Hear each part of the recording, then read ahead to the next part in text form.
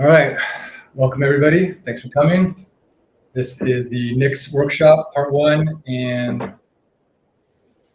can you guys hear me okay? Just want to get a quick audio check. Probably good. The air coming out of your thing, we're good. Excellent. All right, what we're going to do today is we're going to learn about the Nix packaging manager, and we're going to do an interactive workshop. So I hope you all brought a laptop and are ready to work along as we go. First, what I'm going to do is we'll do a quick overview of what we're doing today. We're going to learn about what Nix is, what you can do with it, how to get started doing it, and then how to find info to learn more. And this is important because Nix has a lot of great things about it, and the documentation is not one of them. So first of all, what is Nix? Nix is a package manager and a build tool. So it's a CLI tool, right? Command line interface. Everything else is built on top of that. You'll also hear that the Nix language, what is that? Well, when you write configuration files for Nix, it's written in, it's not YAML, it's not JSON, it's Nixlang or Nix. And Nix is actually a full programming language, and it is a functional programming language. We can talk about that a little more later, but we'll get into that. So we're gonna start off with the third thing you'll hear is NixOS is a Linux distro, and all it is a distro of Linux where they take the package manager of Nix and they build the entire distro from that. So all the programs and settings and apps, everything is built from the ground up using Nix. So as you'll see, we can use Nix on all Linux distros and Mac OS. You can even use it with WSL, which is Windows Subsystem for Linux on Windows. But when you have NixOS, since it's built from the ground up with that in mind, it allows you to do a lot more things. It's more powerful. We are not going to concentrate on NixOS today. We're going to concentrate on using the Nix package manager on normal quote unquote Linux distros and on Mac OS and WSL. So part two, that's next week, a week from today, we will learn about the differences of NixOS versus just the Nix package manager on other operating systems. And then we'll learn how to install and configure NixOS, and we'll go over help with configurations. So before we go on, let me say something about why we even care about using NixOS. I'm really excited about it. I'm totally a geek for this technology, and it might seem weird to be really excited about a package manager. You know, it's like, who walks around talking about Homebrew or apt or DNF? But what Nix does, it does things so differently that it really has an impact on all of how software works. So anybody that is a software developer, system administrator, just a computer enthusiast, if you like configuring your setup, if you hate having to reproduce your setup manually all the time on different machines and different environments, then NixOS solves a lot of these problems. We're going to focus on three particular use cases in this workshop. We're going to focus on reproducible developer environments. We're going to focus on configuring reproducible configurations of your entire system. And then we're going to focus on unbreakable system administration. So setting up servers and laptops, desktops in a way in which you don't have to worry about breaking your system. And if you ever do something wrong, you can always just roll back like nothing happened. However, we will be saving the NixOS part for next time because we have a lot to cover. There are some trade-offs, of course, with NixOS. You know, why isn't everybody using NixOS and Nix all the time? Well, there's a lot to learn. It's different. It's very different from how we do things normally. And so it takes a lot of time for people to catch on, for the knowledge to diffuse. For example, I mentioned the functional language syntax of Nix language. It's unfamiliar to many, even coders, including myself. I've been working on imperative programming languages, you know, Python, JavaScript, Rust, all of those. And so functional languages are really weird. If any of you are familiar with functional languages like Haskell, then the Nix language will look familiar to you. But it's pretty esoteric, pretty niche. The other trade-off that I kind of mentioned is documentation. The official documentation is a mess. It's scattered, it's disorganized, it's even out of date sometimes. The saving grace is that the community has really produced some good stuff. So if you go out there, you're going to find all kinds of wonderful guides and tutorials that are not the official documentation site. And these are great resources, which we'll go over later. There is another trade-off. The way Nix works is it's going to pull in dependencies and packages for every single version of everything that you use in a portable manner. And the technical trade-off of this is that it takes up more storage space. Now, this is not an issue for modern desktops and laptops. Most of you probably have, a 500 gig or terabyte drive on your computer, and that's so much that it's not a factor. But I mention this because it could be an issue on resource constrained systems. We're talking, old laptops. We're talking developing nation hardware. We're talking servers, cloud servers, where you might be paying a high premium for storage space. So I'll give you a rough estimate. The other day, I ran my Nix garbage collection, and it cleared about 20 gigabytes of storage space. So, not insubstantial, but it's also not a deal breaker. Where does Nix get its packages? So we know that when we use something like Homebrew or apt on Ubuntu or DNF on Fedora, it's pulling down those packages from a repository. And Canonical maintains it in the case of Ubuntu, or Fedora. I think it's like Red Hat or one of those foundations under them. And Homebrew has its own. So Nix has its own repository. It's called Nix Packages. It's pronounced Nix Packages, looks like that. And it's the main repo of the project. And it is the largest in the world by far, with over 80,000 packages. This graph right here from Repology, it's small text, but if you take a look, we have the most popular Linux distributions in the world. We got Ubuntu over here, we got Fedora over here, Debian, FreeBSD. So these are the sizes of these repos and number of packages. And then you got all the way up here, this is Nix packages. These are the older ones, and then like the stable modern one here, and then unstable is all the way up here, meaning the most cutting edge packages. That's a lot. That's almost 90,000 packages.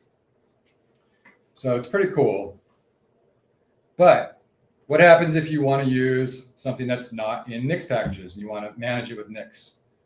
Well, anybody can package software for Nix. After you learn the syntax of the language and how it works under the hood, you can, if you find some obscure program and you say, hey, I would like to be able to use this with Nix, you can do that. And there's instructions on how to do that. That's outside the scope of today, but maybe we can cover it in part 2 if anybody's interested. And then once you package something for Nix, you can even submit it to the open source Nix packages repo on GitHub and make it available for other people. So that's the beauty of open source. All right.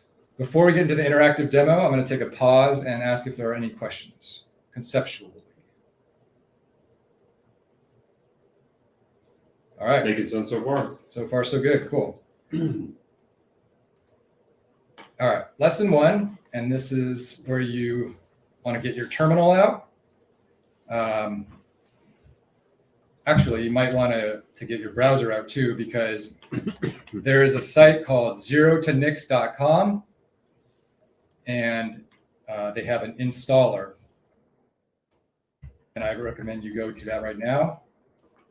It's going to look like this. I'm going to scroll down, and you'll see this to run the installer, curl, proto, etc.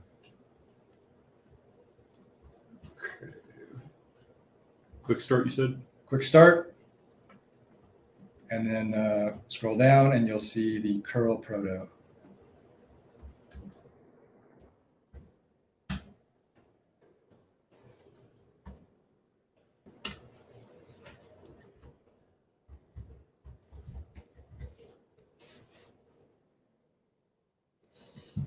Next installer version 0.160 is not compatible with this plan's version.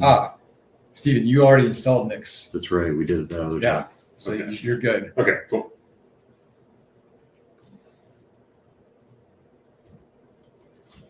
I'm going to give everybody a minute to do that. Is it a problem that I think it said with this plan's version 0.151? I'm wondering if I might have a slightly older version. Type in Nix space tac version. What? Yeah. 2.18.1. Let me see what mine is.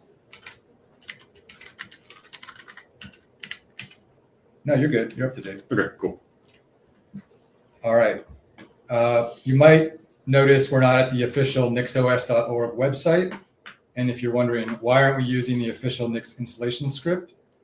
The 0 to Nix installer actually tells you, and I agree with this, so I'm just going to read it for you. It's better because it enables you to undo with a single command all of the system changes introduced by the installation process. So if for whatever reason you wanted to get Nix off of your system, you could easily reverse it. It also installs with the Nix flakes enabled, while the official installer requires you to enable it manually. That's great because we're going to be using that feature and we don't want to have to manually go through the configuration and turn that on. Oh, and also it's written in Rust, so it gets cool points in coding land. All right, I'm gonna assume everybody is. We proceed right with the standard install plan. Yep. Everybody, give me a thumbs up if you are able to get to the point where Nix is installed. And if you type in Nix space -- version, and it gives you the Nix version. Got it. Wait. I don't think I had flakes enabled by default, so I'm trying to add that now. Because I already had it installed. Ah, I'm going to see if I can get that though. I'm having operating system ignorance here. How do I copy and paste? Control Shift V is to paste in the terminal. Control Shift V? Yes. Got a thumbs up from somebody online here. Cool. Sounds good.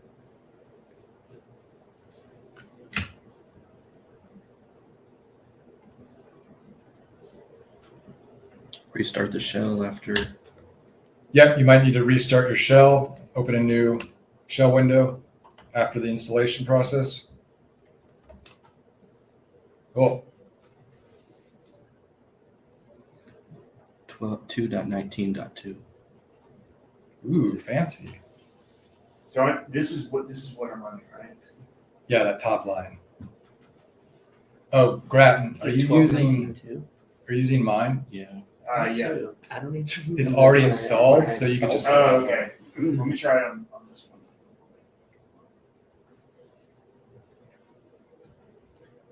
I'll give it 30 more seconds.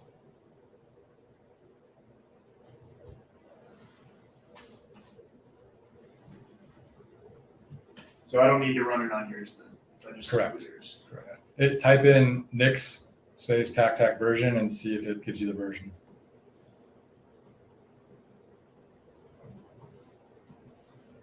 Yeah. All right. All right. We've all got Nix installed. Congratulations. Lesson 1 complete. Next, we are going to run a program without installing it. Now that sounds really weird. What does that mean? Well, normally, if you don't have a program installed on your path, then for when you try to type the binary, your system is not going to recognize it, right? So if I type in, what is the example here? Cowsay. Cowsay is a program where you just pass it an argument and it makes a cow saying that. So I'm going to say cowsay moo. And of course, cowsay is not found because it's not on my system. So now what we're going to do is we're going to run this command. Nix space run Nix packages hash cowsay space tac space And then this message here is whatever you want it to be.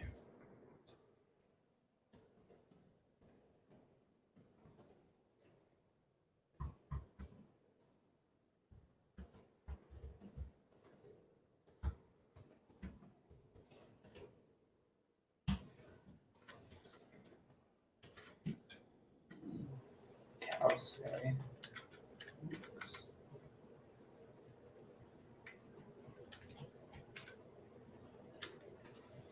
I'll increase my font size a little.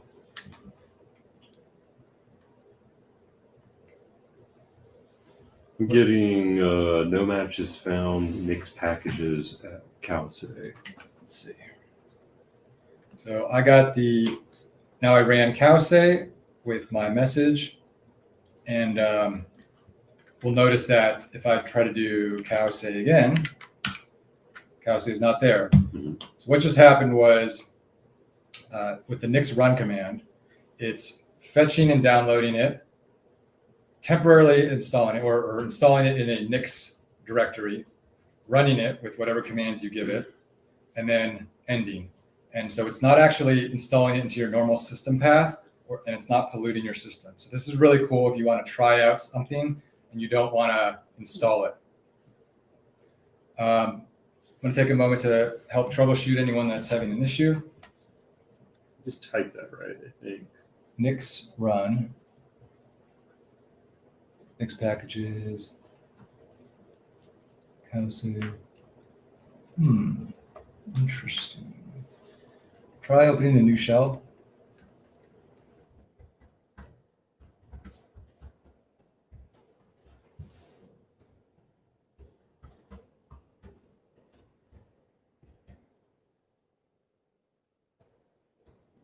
If you do nix run and then nothing else.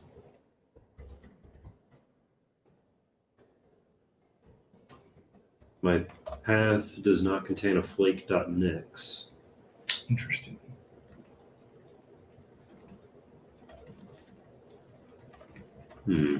So it is, so the nix, we know the nix command itself is working. But for whatever reason, Yeah.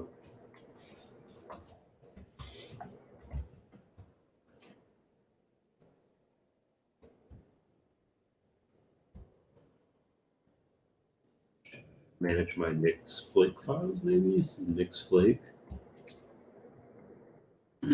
try, what happens if you do nix run and then nix run Calce?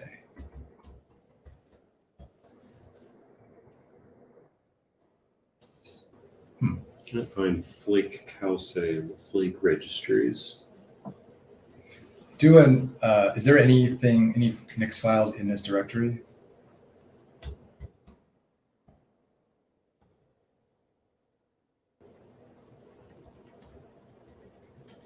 Doesn't look like it. Nix profile, keep going. Oh.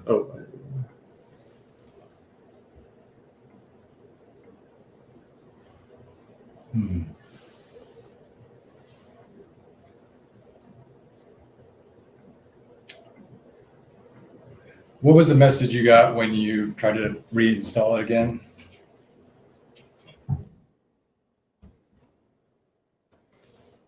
This one right here. Okay. Here's what I recommend. Mhm. Go to the Zero to Nix website we were just on Mhm. and look for the uninstall instructions. And I'm sure it's going to be it's probably on that same page. Might be at the end of the tutorial. But what I would do is uninstall the current one and then use this again to install it and see if that Okay. fixes your issue. Let's see. I got a few Perl warnings, like it worked. Like a little cow image popped up. But there's these Perl warnings. I was just curious what those are. It was on your machine too. Setting locale failed. Please check that your That's because Calce uses a Perl library that for some reason doesn't like the location setting. Like maybe it's supposed to be set in one of the files and it's not, but it's nothing to worry about. Okay.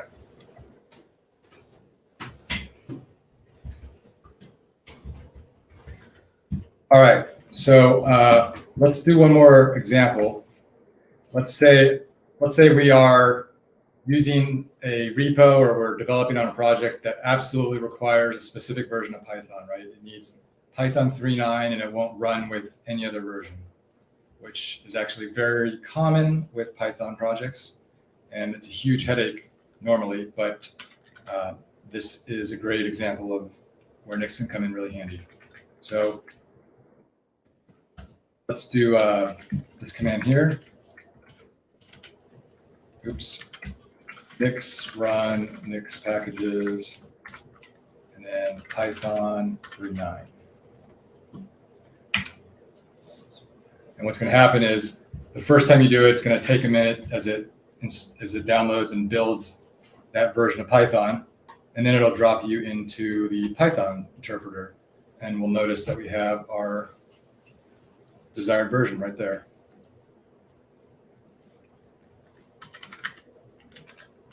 Now, what if I wanted a different Python version? I'll show you where you can find all the different versions. It would be the same thing.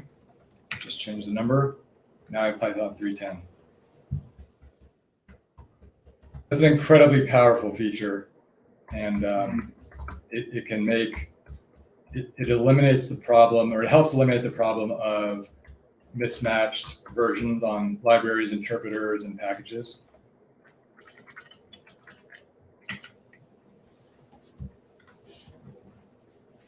Still getting it after reinstall.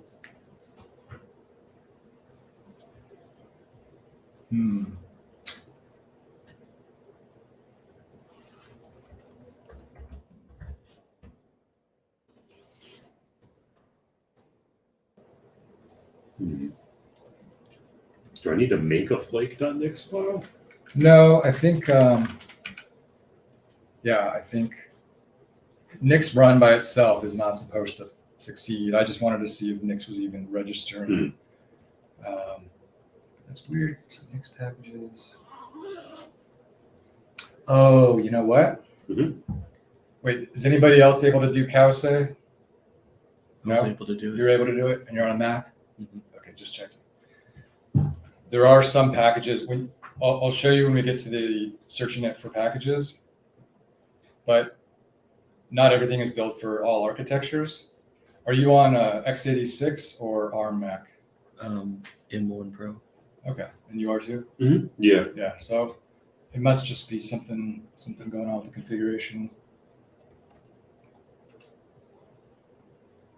Unfortunately, I don't know how to troubleshoot that off the top of my head. Well, let's see. I wonder, can I try the other one maybe? Let's see. Yeah, try, Python 3.9. There, yeah, try. Yeah, it's using ZSH no matches. Python.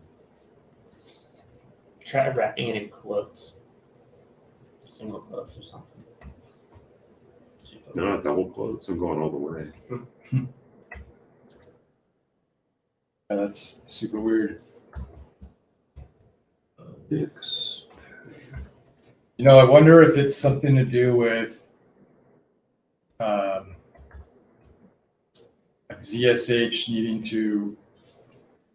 Ooh, you got it to work? Yeah, or it's doing something. It looks like it's downloading Python 3.9, I guess. Huh.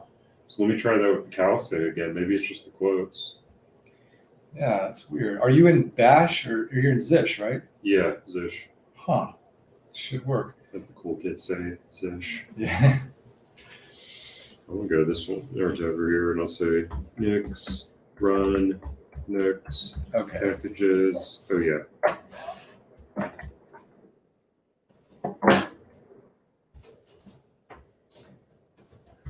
Here's if all of it needs to be in quotes, or let's just see what happens.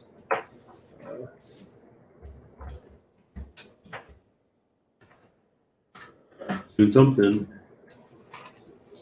Error, flake, Nix packages does not provide attribute apps arch64 darwin.cowsay.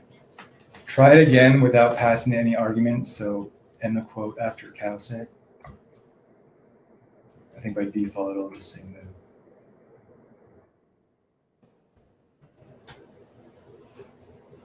Oh, it's doing something. Okay, so the reason I think it's not working without the quotes on yours has to do with how your ZSH RC file is set up. There's probably just a conflict in there, Okay. and it's trying to parse it wrong. But check your other Python 3.9. There you go. Good. Cool. All right, everybody's on board. Wonderful. So there we go. We just figured out how to run a Python or any program on Nix without actually having to install it and pollute our system. Lesson 2, or lesson 666, this is a brief interlude into what not to do, right? So why am I going to even show you this? Because it's useful to know to have an escape hatch if you need to just install something really quickly. But the reason I say you shouldn't do it is because you're losing a lot of the benefits of Nix. So let's take a brief moment to talk about what's the difference between imperative and declarative. You may have heard these in the context of programming languages. Imperative is you are giving the computer a list of steps to perform. You're saying, do this, do that, do the third thing. Declarative is you tell the computer, here's how I want things to end up. And then the program does that and figures out how to get to that end state. So if this were a recipe, I would, instead of imperative approach, would be add 2 eggs, beat, add 3 cups of sugar, mix. Whereas declarative would be, I want a cake that has that tastes like chocolate. Go, bake it. And then Nix will just bake it. A good analogy, which I think most people are pretty familiar with JavaScript and Node.js. So in Node.js, you have the package JSON file, and that declaratively declares all of the packages and dependencies of your Node.js project. So you can just hit npm install, and it figures out all the dependencies in the whole tree. The imperative approach, which nobody does because it's inefficient, ridiculous, would be like step by step telling it which programs to install and then which library to install and making sure the order is perfect, right? So what we did just now and what other package managers do are Homebrew, apt, DNF. Those are all imperative package managers. You say Homebrew install Firefox or apt install Chrome, and it does that, and it does the steps that you tell it to. And the problem is with an imperative approach, every time you do something out of a different step than somebody else, your systems are diverging. And because of the combinatorial explosion of different routes you could take, you could think of a tree, right? Like a graph. And at first you're the same, and then you go one way and I go the other way. And by the time you get to many layers deep, there's so many different possibilities that there's no way to recreate the system. So that very quickly, even if we start out with a clean operating system, exact same OS, Mac OS, for example, quickly our systems will differ. So declarative approach says to Nix, here's what I want and make it happen. And then Nix takes care of it under the hood. And this is really powerful because you can reproduce things. And Nix uses hashes, so like SHA-256 hashes that we're all familiar with from Bitcoin. It uses those same things to hash packages, and then you know that you are bit for bit identical with another installation. And this is really great in terms of security too. In Bitcoin, a lot of developers promote the idea of reproducible builds. And this is a really cool thing because you know that packages haven't been tampered with, and this is a great security feature as well. So it gives us both a security feature and a convenience feature. So we did the imperative approach. We have not done the imperative approach. All right, so now we're going to do the imperative approach. This is like if we did Homebrew install hello. There is a package out there called hello that's in many repos, and it just says hello world or whatever message you pass to it. It's like it's kind of like Cowsay. So I'm just using it as an example. So if we do Nix profile install, and then Nix packages, which is the repo name, hash, hello, which is the package name.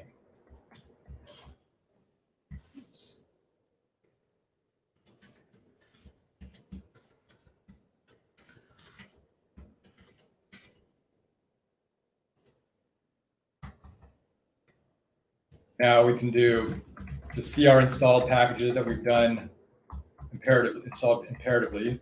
We'll do Nix profile list.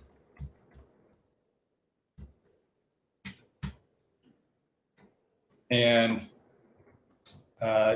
you will see that I have an extra one here that you might not have, but index number 1 right here is going to be hello. So you'll find where it's hello. It's probably 0 for you if you've just installed Nix. And now we can see everything we've installed imperatively. Now, why am I recommending not to do this? Because two reasons. One is that when you go to install things declaratively later, if you already have a package installed imperatively, it'll have a name collision. And the CLI will tell you, it'll say, hey, this has already been installed imperatively, so you got to uninstall it, or it's not gonna work.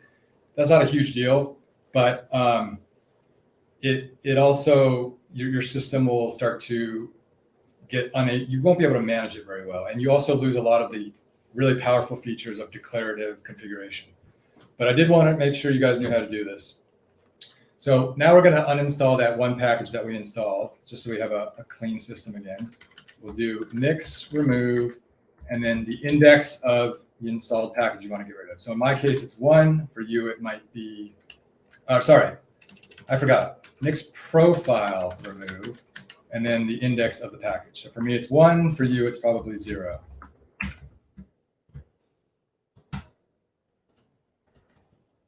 Now, if I do Nix profile list again, that package is gone. No, I just get empty when I do Nix profile. Yeah, and if you have nothing, it'll just return nothing. Cool. So as long as I've made it clear that is a it's sort of an escape hatch, an emergency use method, then definitely keep it in your toolbox. So now we're going to install packages the declarative way. This is the way. This is what you want to do. This is where all the power comes from. The Nix ecosystem has a program called Home Manager that allows you to declaratively manage your home directory, apps, and configurations. So what we're going to do now is we're going to install Home Manager with this command here.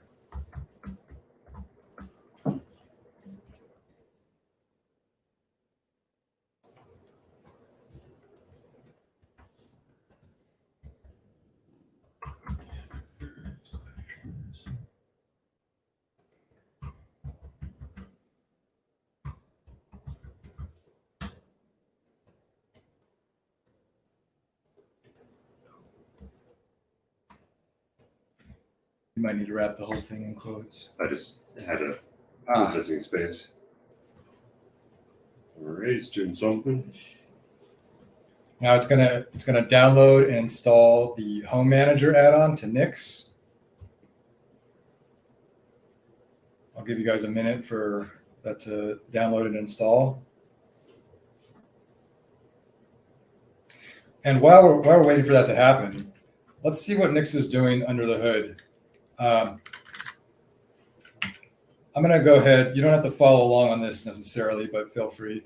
I'm going to do Nix install, or Nix profile install, and I'm going to install hello again. Now, if I did hello, I would get hello world. And let's see where hello is. So I'm going to say which hello, and it's going to show me it's in my Nix profile, which is in my home directory. However, that is a symlink. If I do, if I list my home directory, you'll see that this is actually pointing somewhere else. So what if I follow that link? Let's see where it goes to.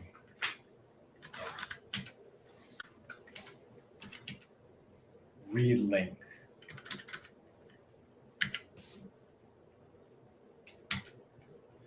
Oops, that was Durin. Let me.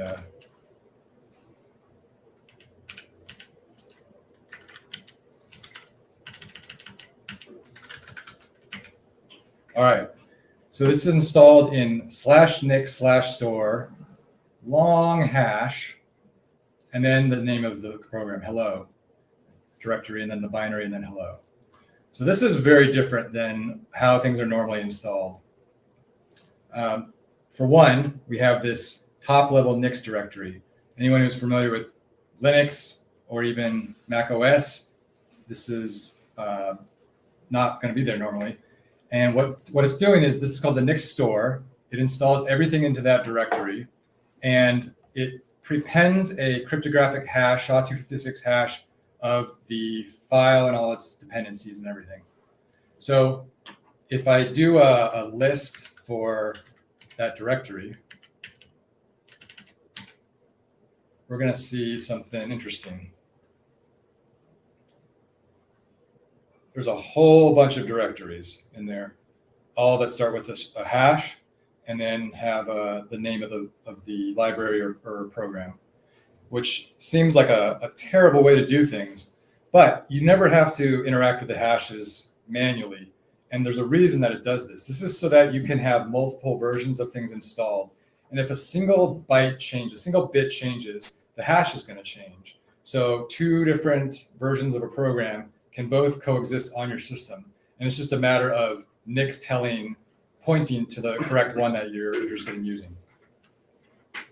So for example, if I did the same thing, but I grepped for Node, we're going to see that I have multiple versions of Node.js installed because different projects need different versions. And then sometimes you have Node is just a dependency of another thing you've installed. Cool. I'm going to assume everybody successfully installed Home Manager. Looks like it. All done. The Home Manager tool should now be installed, and you can edit the .config/homemanager/home.nix. Awesome. One more thing I want to say on this. I was just showing you this to see what's going on under the hood. You don't ever need to manage this. In fact, you shouldn't. Don't touch anything in the Nix store directory. Nix itself will manage it, and you're going to interact with it through the CLI commands.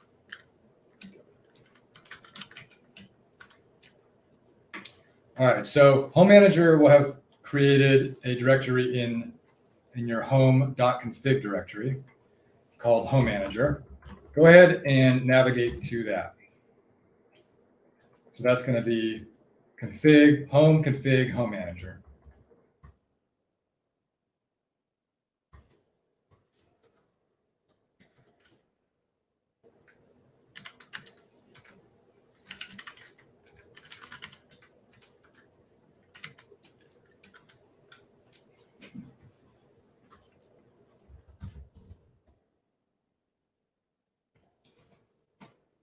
Once you're in that directory, you're going to notice a few things. I can't do it. I'm not going to be able to show you because I don't have the Home Manager directory. I'm on Nix OS, and it puts things in a little bit of a different place. But I'll show you what mine looks like, and yours will look a little different. So in your Home Manager directory, you're going to have a flake.nix file. You're also going to have a home.nix file, and you're going to have a flake.lock. Let me explain that real quick. The flake.nix file, you could think of it as roughly analogous to the package.json in a Node project. It's going to list out all of the apps and dependencies. It's the entry point. The flake.lock is like the package.lock.json. It keeps a record of each cryptographic hash of all the dependencies so that you can install things later in a reproducible way. And then you're also going to have a home.nix, which I have in a different directory. But go ahead and open up home.nix in your editor.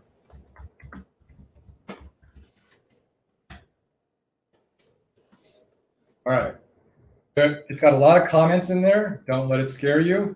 It's just an auto-generated file, a starting point.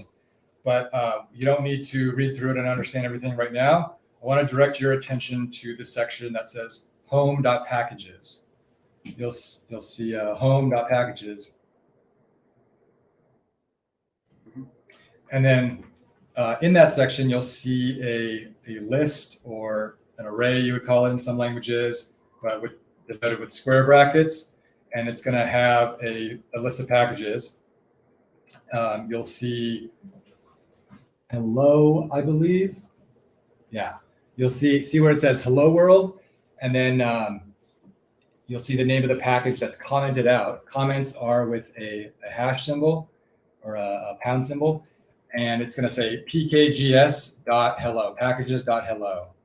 So go ahead and uncomment that out by just removing the hash next to packages.hello.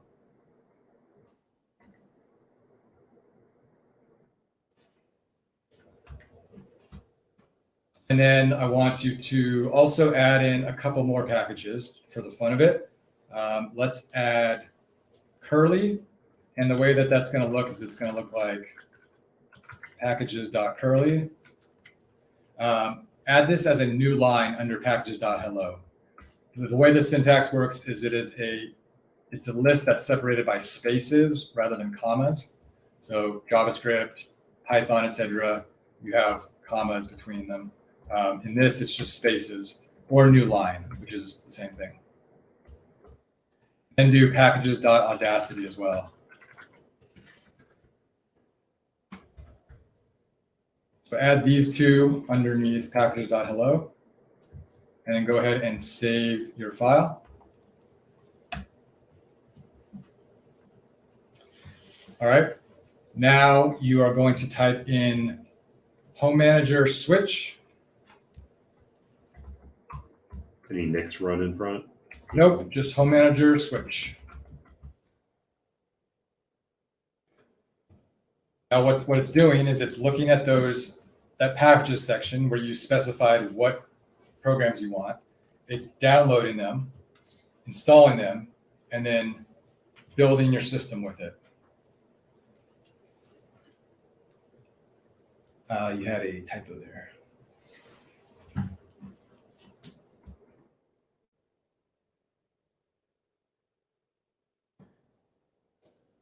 Did everybody have a successful build? Did it complete or did it throw any errors?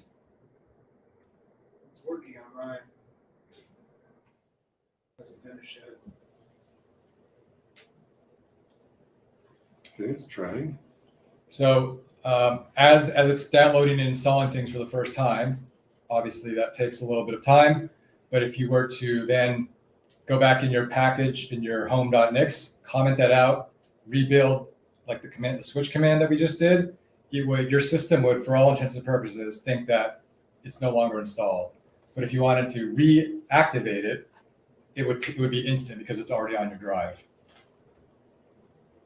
So it doesn't actually uninstall it if you go in and comment it out. It uninstalls it for the purposes of your operating system, but it's still on your drive. Okay. And then I'll show you in a minute how to remove it from your drive if you want to clear up space. It's the Nix garbage collection. You can automate or you can run the command by hand. Okay, so now everybody, what has happened, Home Manager and Nix has rebuilt your system, refreshed your shell so that it now thinks, for all intents and purposes, those things are installed, and they are, and only the things that you specified are activated. So go ahead and run run curly, which is basically a modern version of curl, and throw it a URL. I have a JSON placeholder thing here, but you can give it any URL. You could even throw it the help command or the version command, but you will see now that you have this program installed.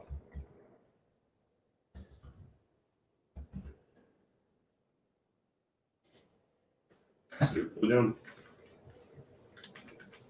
Oops.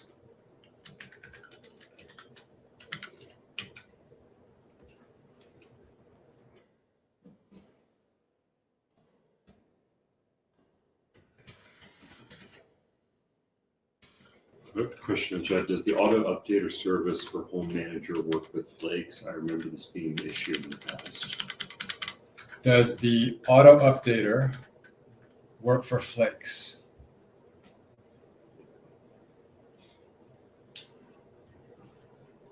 Could you tell me more about what what you mean by that.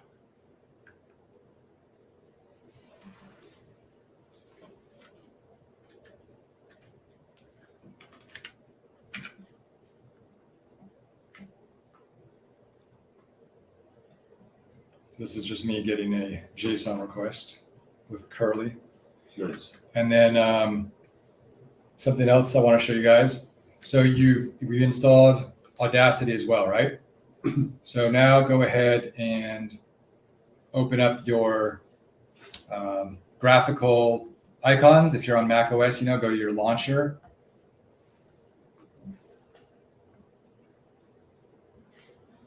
Your what do you call it? I'm blanking on the name. Launchpad, Activities Launcher. I don't even know how to use that. Is that show Launch apps pad. on Fedora? Yeah. I had no idea that was a thing.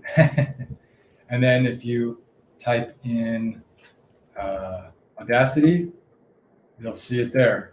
Sweet. So here, I'm gonna do it on mine just to give everybody the visual. Mine shows Rhythm Box. Must be something that was already installed.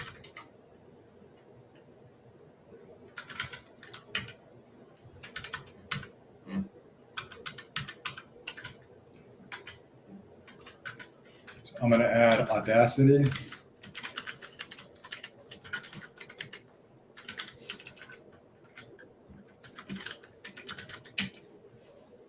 And then I'm going to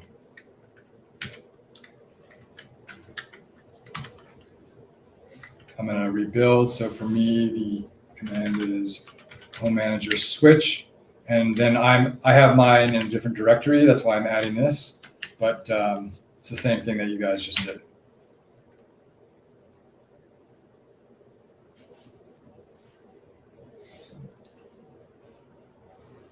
What happens if you had already installed it with Brew, for example? Good question. It obviously, when you type in Audacity or go to it, you will see two different versions, and one of them will be the Brew install, one will be the Nix install. But if let's say you're asking about on the command line, what if you type in Audacity, which one would it choose? I believe Nix will take priority, but in some cases, maybe Homebrew might get put forward in the path, and in that case, it's just a race, and that's all that would happen. Is this where I should be seeing Audacity from here? Search for it? Sometimes when you install with Nix a graphical app, and then it doesn't show up in that launcher before you have to log out and log back in for it to take place. But instead of doing that, just go to the terminal and type in Audacity. Okay.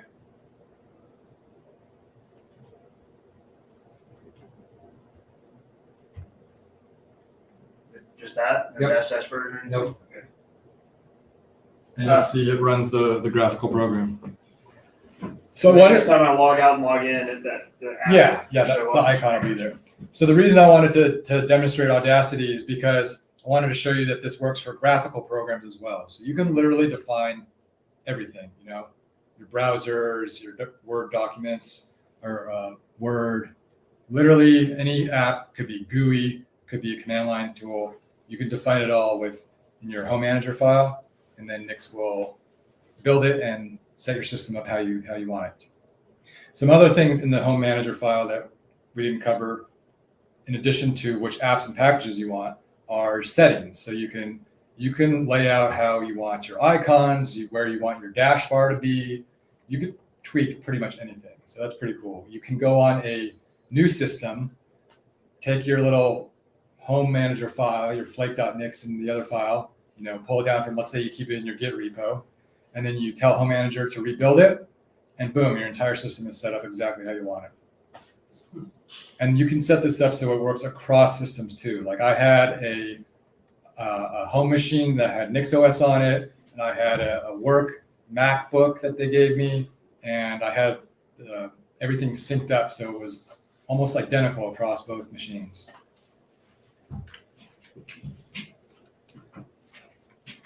So you don't need to use cask like with brew. No, you don't. All right, so now you have that's an example of how you can install things declaratively. Any questions on that before we go to the next section? Did you see this reclarification there? How do you keep packages up to date automatically through Home Manager using Flakes? That's a good question. I don't have it automatically set up to do that because I don't want things to break. So when I want to update a package, I do them one at a time. So but to answer your question, the short answer is you do Nix Flake update. But what that's going to do is update everything, and you want to know how to do it automatically rather than manually. Short answer, I don't know off the top of my head, but there's got to be a way to do it, to automate it. Could be as simple as having a cron job that runs a bash script for the command Nix Flake update. Yeah, that would be my first guess. Makes sense.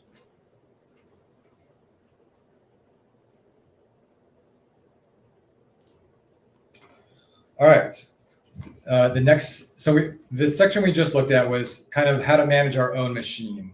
But this next section is about developing collaboratively. So if I have a repo and I wanted people to be able to onboard to it really easily without having to read the README file of how to install 20 different things and make sure everything's set up just right. And if you don't have the same operating system, something's going to break. What you can do is we'll create a file called a flight.nix. We talked about this a little bit. It's sort of like that package.json file. And we can list out the packages and the environment variables and all of that, kind of like we did already for Home Manager. And then when people want to join want to work on the repo, they clone it, and then they go into the directory in a single command, nix develop, and it will install and set up everything. And it'll open up a new shell that has everything set up. So let's go ahead and get some hands-on work with that. Oh, I wanted to add, you could see some really cool examples of this with certain open source projects. Like when I was at TabConf, I went to the Fedimint workshop, and they use Nix for their repo. So you go to the Fedimint repo, you clone it, you go into the directory, you type in one command, nix develop, and they have a ton of dependencies because they have like a React Native app, and they have all these different things that you have to install simultaneously, and a node, Lightning node, and there's a lot there where normally that would take a long time to set up, and you'd have to do a lot of troubleshooting. But one command and you're up and running. It only takes the time that it takes to download and install. So that was really cool. But let's do a really simple example. For the purposes of this workshop, I've created a template. So go ahead and go to this repo here.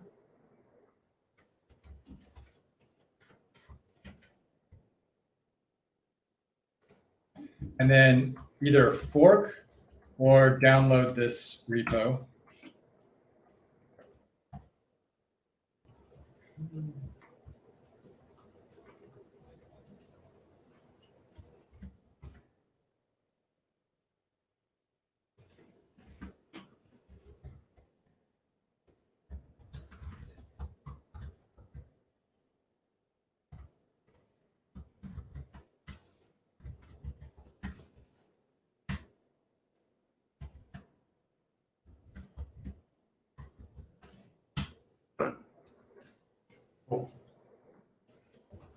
And I've included some README instructions here.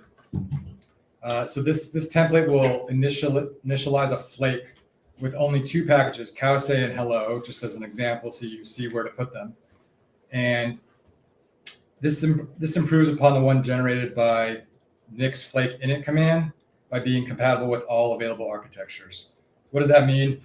So if you do nix flake init, it would also generate a flake.nix for you, but out of the box, it will only put in your architecture. So if you're on an M1 Mac, it would be a ARM and ARM Darwin. And if you're on x86 Linux, it would be that, etc. So what I've done is just added some code in there to make it work across all of them, because that's the idea.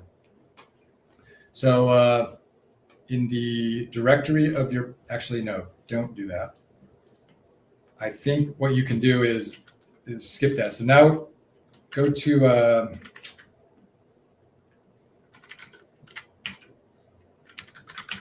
all right, so you're in this directory if you forked it or cloned it down. And really all you should need to do at this point is type in nix develop. And it's going to take a moment to, again, download and build.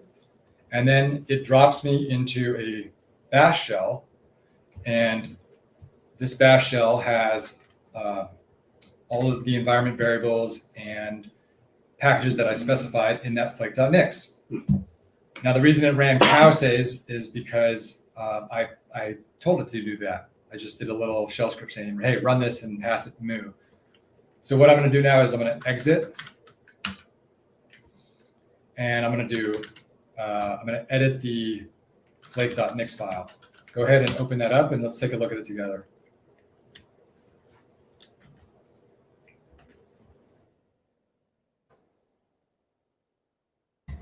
Sorry, you CD in the Nix Flake template and then run Nix develop. Is that what you said? Yep.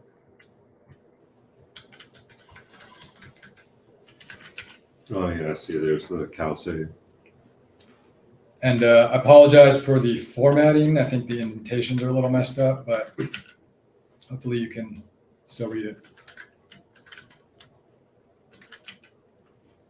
Okay. So if you look at the same thing, same syntax that you saw in the package or the home manager file, what I did was I destructured out the packages, pkgs, just so you don't have to type it every time. Because if you remember in home manager, it was like this. It's like packages.cowsay, packages.hello, and that's how it is by default. But if you want to, you can use the syntax. Just pull out the packages, and then you don't have to repeat it. So now anything that we add here is going to be installed. And then under here, shell hook, and then I'm just setting some environment variables. So I set my variable equals moo, and then I told it to run once, run cowsay, and pass it the my variable, which is moo. So that's why we saw cowsay moo when we started it. Sweet. Yep. So if you commit this to your repo, and you're also going to commit the flake.lock file along with it, and that's it. So if you were doing this on a project that you're working with, you would most likely be wanting to add some more useful packages like Node.js and Python and stuff like that. And you might want to specify the version, and you'd be like Node 18. So how do we know the syntax? How do we know the name of the packages and the numbers and the versions they provide? There's a tool we're going to look at now called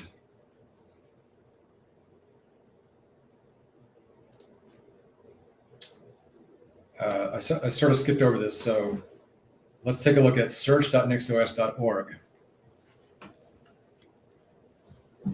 All of these links I'm providing will be in the notes. So if you want them to refer to later, I'll have a list for you. And now in search.nixos.org, go ahead. You can search. There are more than 80,000 packages. And on the bottom here, you'll see these different versions. So like 2311 would be the latest stable version. Unstable is going to have the most up-to-date. Unstable is don't be afraid of it. It just means up-to-date packages.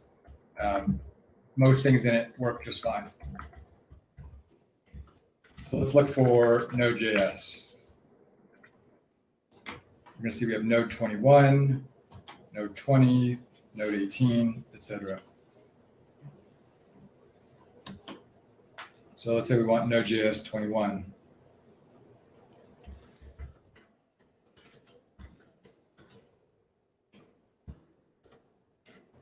we would go ahead and install it right here.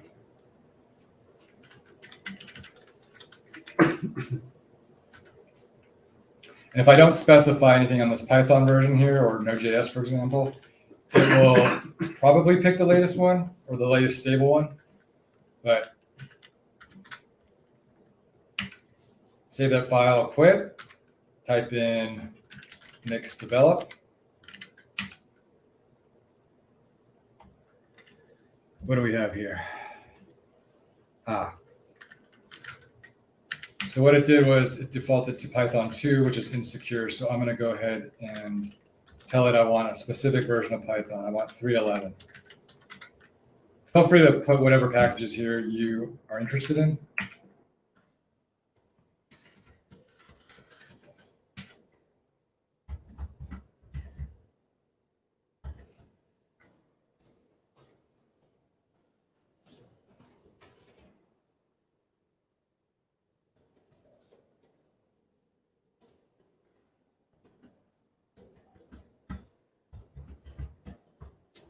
All right, and now I'm in my development shell, which has only the things that we've specified. So if I were to type in,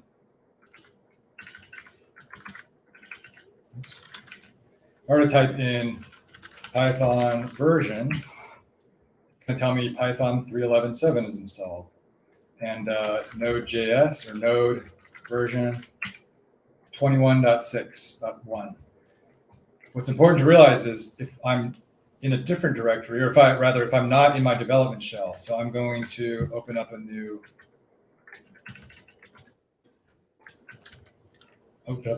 shell. Now I haven't typed in nix develop. So what happens if I do node version? I've got 18 because that happens to be what I've installed globally. So it doesn't conflict. Any questions? No, I was able to get it to work. I changed it. Is it exit to get out of the shell? Yep, just type in exit to get out of the development shell.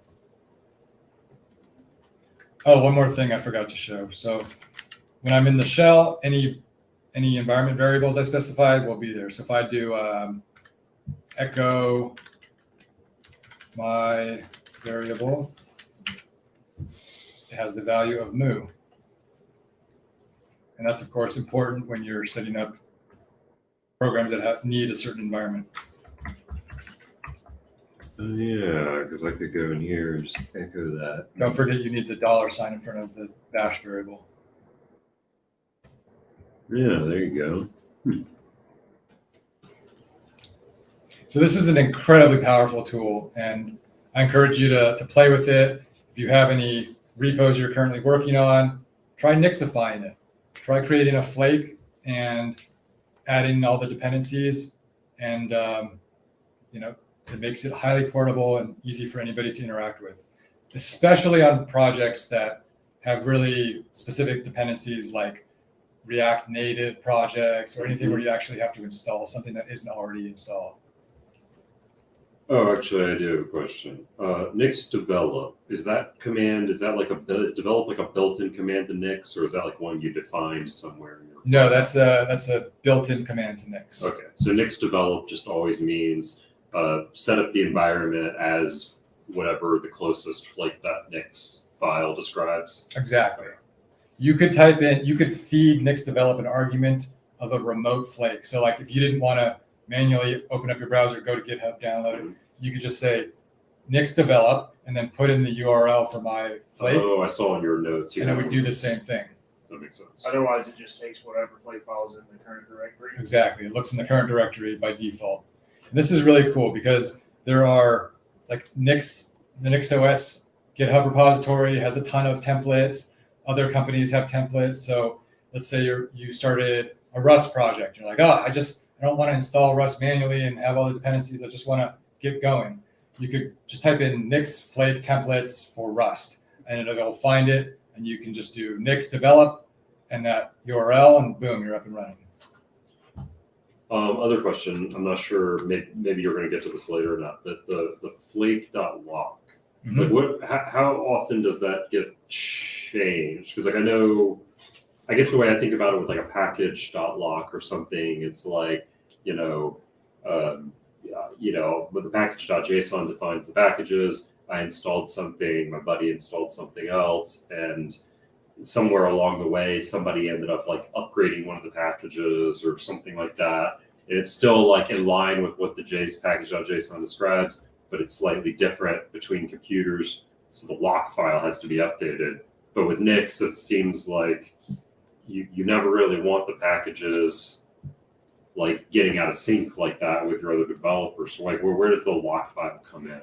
Yeah. So this is where the analogy between Node's package JSON and package lock versus Nix's flake.nix and flake.lock. It's a rough analogy because Node.js, to its detriment, it doesn't do things very declaratively. Like you said, if somebody types in npm install, it'll just overwrite the package lock file with newer versions. And by default, npm install, it won't keep things as they are.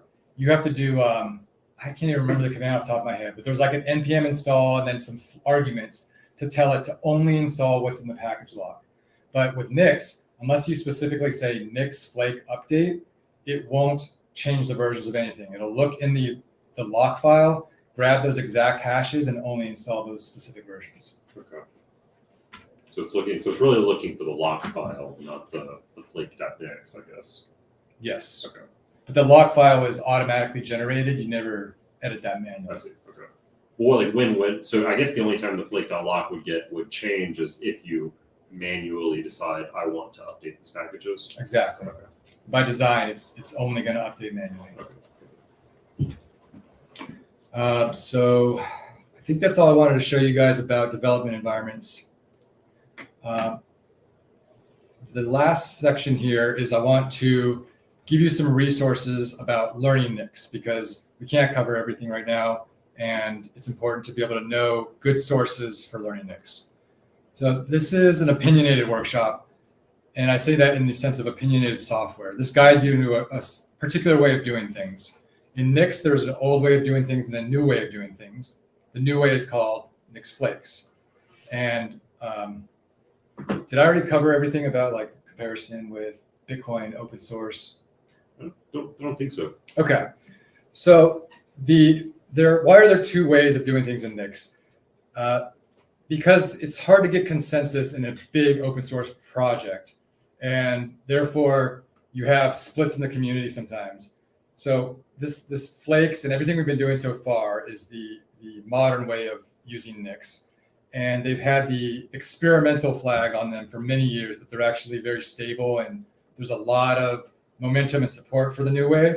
But there are some OG Nixers that are dragging their feet. At least that's my interpretation of it. So it's very analogous to Bitcoin. It's hard to get consensus in a big open source project because there's no benevolent dictator of it. Some examples that come to mind are SegWit, Lightning, and Taproot. These are all things that are actually considered controversial by some, right? Especially when they were first coming out. And to this day, you have people that say, well, I'm not upgrading my Bitcoin core to anything past SegWit because I don't like that. I think the legacy way is the way to go. So there's similar things going on in the Nix community, but I would say there's a ton of momentum behind the newer ways, and the reasons for not using it are pretty esoteric. So I'm telling you to go all in on Flakes. So how can we tell the difference between the old way and the new way? The new commands with Flakes have a space between the word Nix and the command. So we already saw some examples of these: Nix run, Nix develop, Nix flake, etc. The old commands are hyphenated. You'll see Nix shell, Nix env, but notable exceptions such as Nix collect garbage. So this is just you can see the state of the Nix user interface. The user experience is very rough around the edges. But when in doubt, look for Flakes and use the Nix space syntax. The reason I'm really driving this home is because the official Nix documentation, it shows a lot of the old stuff, and then it sort of mentions the new stuff as an afterthought. And it's like you've already gotten so confused. It's not newbie friendly at all. And if I can save you just an ounce of the frustration that I went through, then I will be very happy. Sweet. Let's take a look at the resources now. Again, I'll make this available for everybody, but we looked at some of this already. We went step by step. We went to zerotonix.com for the installer.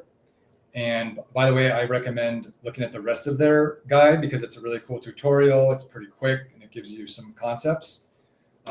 We also looked at search.nixos.org, and that's for searching all of Nix packages, the huge repo.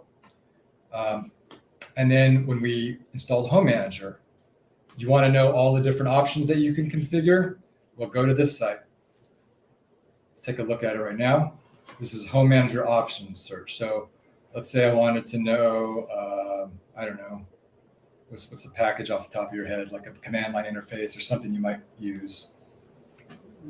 QR code. QR code, QR. Well, it's a node package, so maybe I do use it in the command. JQ. JQ. Okay, so yeah, JQ.enable.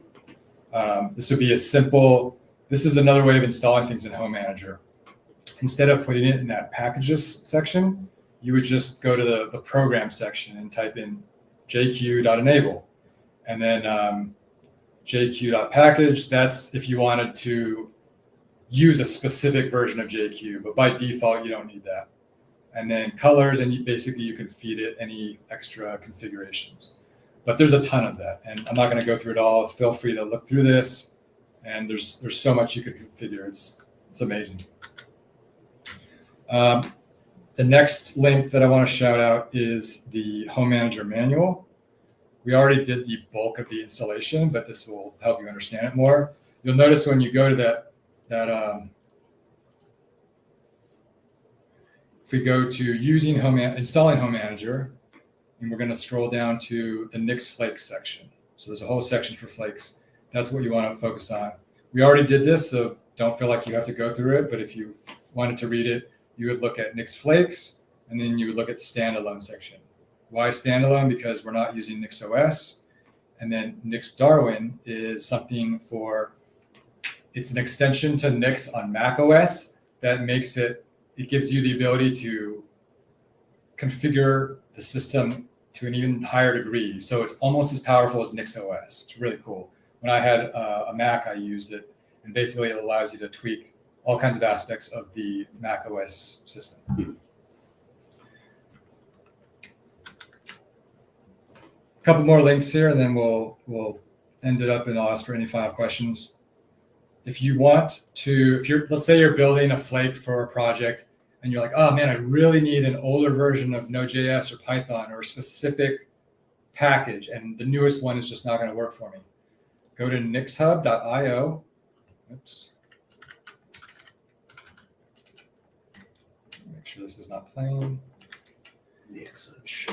Nixhub.io, and it's going to give you the commit hashes of older versions. So let's say you wanted to go all the way back to, and I literally had to do this the other day for work. I wanted to Nixify something at work, but we have to use these old deprecated versions of Python. So I had to look this up. You grab this commit hash here, and then you would add this to your packages.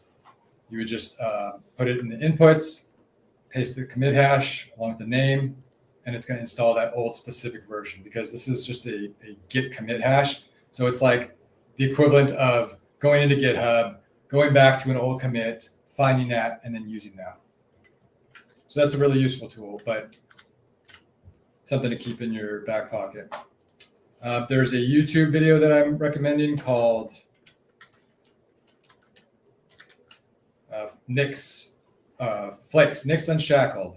And it's by this guy, Graham Christensen. He is the founder and CEO of the company Determinate Systems, which has that website Zero to Nix that we got the installer from.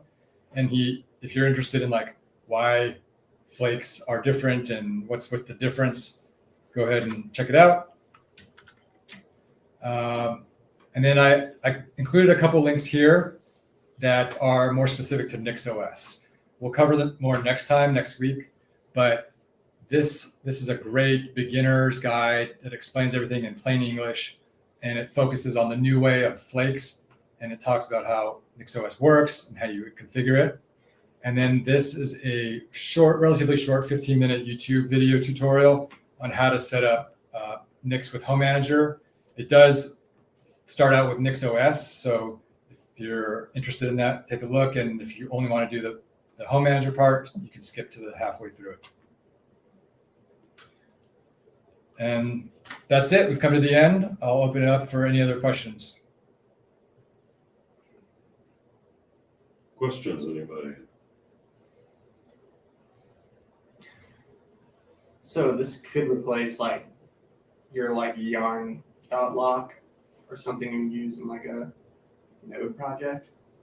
Or was it specifically for like the node itself and the environment that you need to even get that lock? So as a beginner, I'm going to say you still want to use yarn and npm, pnpm, Yeah. because those are language specific packages, right? Like npm doesn't run on your system. It's not a binary Right. unless Node.js is installed. So it's really like a package of Node. Oh yeah, yeah. So for your typical developer workflow, you'll probably still want to use that. But once you achieve like the next level of enlightened Nix God, and this is a little more advanced, which is why we didn't go into it today. But Nix packages has all of those Node packages. So if I were to type in, for example, yarn, you'll see it does in fact have yarn. It has it as a Node package. And I'm going to actually type in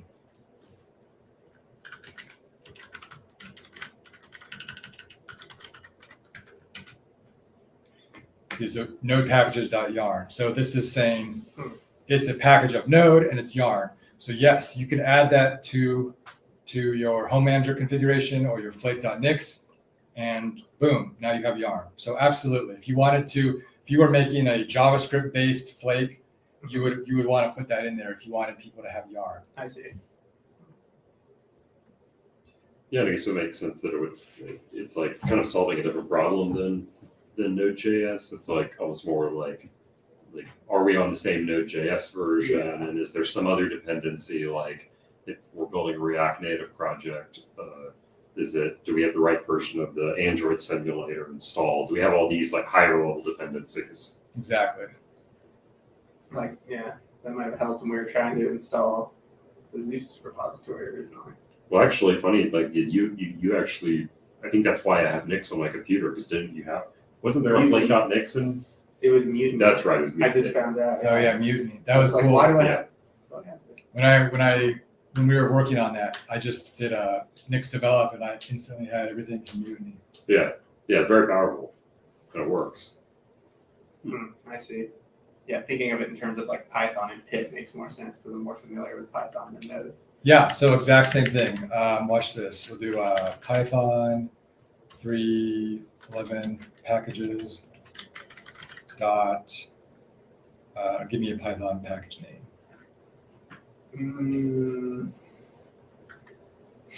I can't think of any. .env. .env. Yeah, I think that's one. Maybe I'm tripping. Maybe requests.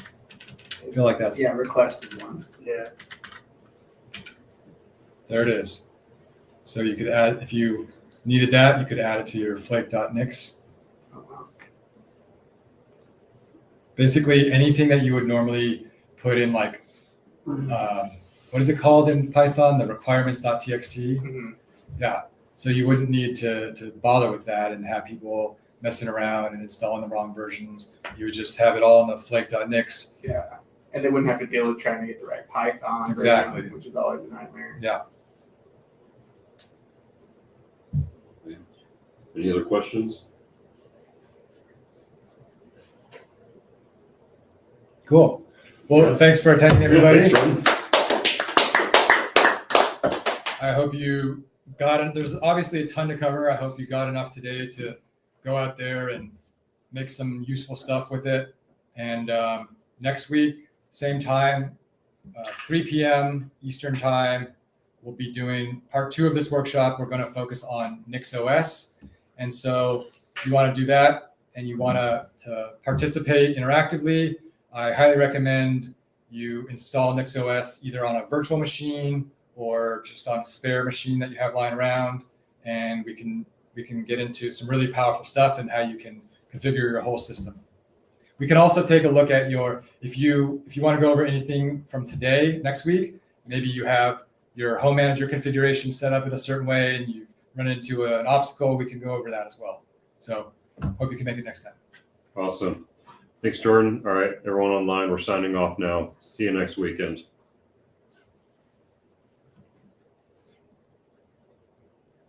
So what